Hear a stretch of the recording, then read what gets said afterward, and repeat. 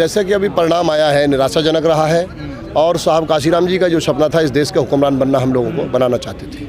ये बात ठीक है कि हम जो साहब का जो सपना है इस देश का हुक्मरान बनना, राजपाट अपने हाथ में लेना, हम उसमें असफल रहे हैं, ये बात ठीक है। लेकिन आज साहब का जन्मदिन है और इस जन्मदिन के मौके पर हम सामाजिक परिवर्तन के महानायक माननीय काशीराम साहब को जो है श्रद्धासुमन अर्पित कर रहे हैं और आज के बाद फिर से हम लोग और जो साहब का कैडर है, जो विचार है, उस पर काम करने के लिए अपना निकलेंगे।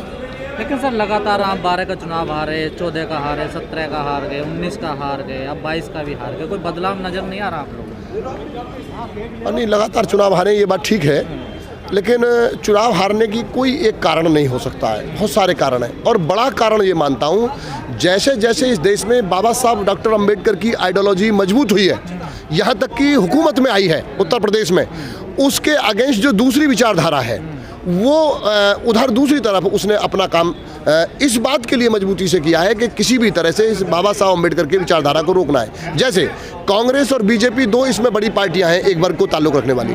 अब कांग्रेस और बीजेपी अपना विलय कर चुकी हैं, वो क्यों? क्योंकि उनको बाबा साहब अम्बेडकर की विचारधारा को रोकना है।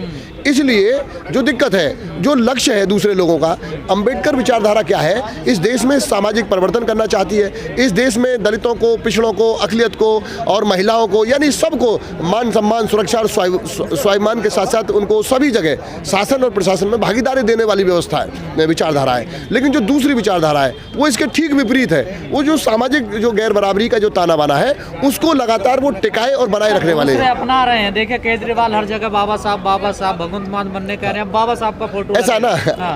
बाबा साहब डॉक्टर अंबेडकर के मानने वाले लोग बड़े भले हैं, वो कोई भी बाबा साहब अंबेडकर की अपने फायदे के लिए चित्र लगा ले, उसका नाम ले ले, वो भटक जाते हैं। लेकिन बाबा साहब डॉक्टर अंबेडकर की आइडियोलॉजी पर वो दूसरे फोटो लगाने वाले उनकी आइडियोलॉजी के नहीं है। मैं फोटो की बात नहीं कर रहा हूँ, वो ये बताएं कि हमने अनुसूचित जाति जनजाति के लिए अपनी सरकार में दिल्ली में ये काम किया, बिजली पानी दे रहे हैं। नहीं, बिल के अलावा जो नीति है, जो नीति बताई, जैसे माननीय बहन जी की नीति है, जैसे बैकलॉग में भर्ती करना, तो क्या उन्होंने SC ST के लिए बैकलॉग निकाल करके लोगों को भर्ती किया? नहीं किया। जैसे शेड्यूल कास्ट के लोगों के लिए बिजली पानी छोड़िए आप, वो तो उसके अलावा जो उनकी जो और जरूरत है उन पे कोई काम किया? नहीं किया, क्योंकि उस पे वो काम नहीं करेंगे। वो जानते हैं कि फोटो और उनकी बात कर लो और ये भले लोग जो है हमारे साथ खड़े हो जाएंगे। संकल्प ले रहे हो आप लोग आज मान्यवर साहब का जन्म? आज संकल्प हम लोग ये ले रहे हैं कि जो मान्यवर काशीराम साहब की जो चाहत थी इस देश में सत्ता की मास्टर चाबी को बहुजन समाज अपने हाथ में ले, अपने पैरों पे खड़ा हो,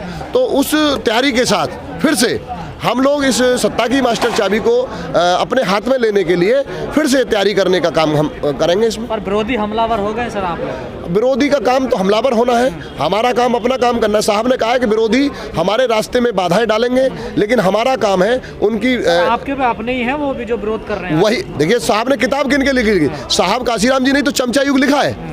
जो चमचा युग की जो पुस्तक है वो किसने लिखी है? माननीय काशीराम साहब ने। वो चमचा युग की पुस्तक के जो प्रोडक्शन ही तो आज हमारे खिलाफ हुए, उन्हीं का तो नुकसान है। वो उनके द्वारा जो चमचा युग में जिन किरदारों को साहब ने जिक्र किया था, उन चमचाओं के माध्यम से ही तो नुकसान हुआ है। और चमचा के हाथ को हिट करना अब हम लोगों को, चमचा तो अपना वो काम करता है जो उसका हाथ वो करवाता है। इस तरह की टिप्पणियां बहन जी पर आजकल हो रही हैं, क्या है ये जायज है? टिप्पणी मैं पढ़ रहा हूँ, टिप्पणी तो खैर वो जो कर रहे हैं बहुत सारे तो वो लोग हैं जो पार्टी में ही नहीं है, जो दूसरी पार्टियों के नेता है, कार्यकर्ता को टिप्पणी कर रहे हैं। वो उन्होंने माहौल बनाया है दूसरे लोगों ने। हमारी पार्टी के वर्कर बड़े अनुशासन में है, शालीनता में कोई बात कहते हैं तो वो मतलब अपने जहाँ प्लेटफार्म उचित है वहाँ वो लोग कहते हैं। जो सोशल मीडिया में जो काम कर रहे हैं, जो दूसरे जो लोग हैं जो पार्टी में नहीं है या पार्टी के खिलाफ हैं या पार्टी में रह करके जो मलाई खा करके जो दूसरों के मलाई की फिराक में गए हैं, वो लोग मीडिया में बात कर रहे हैं। अब नाम बताऊं मैं आपको, आप सब जानते हो, जिन लोगों को जानते हो, सारा आप पढ़ते हो। देखिए, गौतम लिखने से वो गौतम बुद्ध के अनुयायी नहीं हो सकते।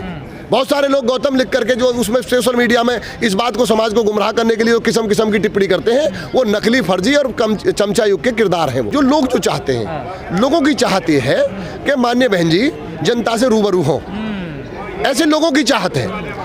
कि जो लोगों की नहीं, आपकी भी चाहत है, खुल के मैं तो बोलिए। लोगों की बात कर रहा हूँ ना, मैं जो लोग कहते हैं उनके बीच में मैं हूँ। सस्पेंड नहीं हो, नहीं, सस्पेंड की बात नहीं है, हम लोगों के बीच में रह रहे हैं। लोग जो बार बार हमको ये कहते हैं, तो ये जो है रणनीति में माननीय बहन जी को बदलाव, जैसे अभी पीछे सहारनपुर बहन जी गई उस घटना पे शब्बीरपुर पे, तो लोग गाजियाबाद से लेकर के सहारनपुर तक लोगों में हुजूम था। तो लोग ऐसा चाहते हैं कि माननीय बहन जी लोगों के बीच में रहे, लोगों की बात डेवलप हो गया कि अब कल्चर। देखिए नहीं कल्चर नहीं कह सकते। जब मान्यवर काशीराम साहब, सर ये देखिए, अब मेरी बात को सुनेंगे आप, जब मान्यवर काशीराम साहब पार्टी के नेशनल प्रेसिडेंट थे तो माननीय बहन जी केवल उत्तर प्रदेश को देखती थी।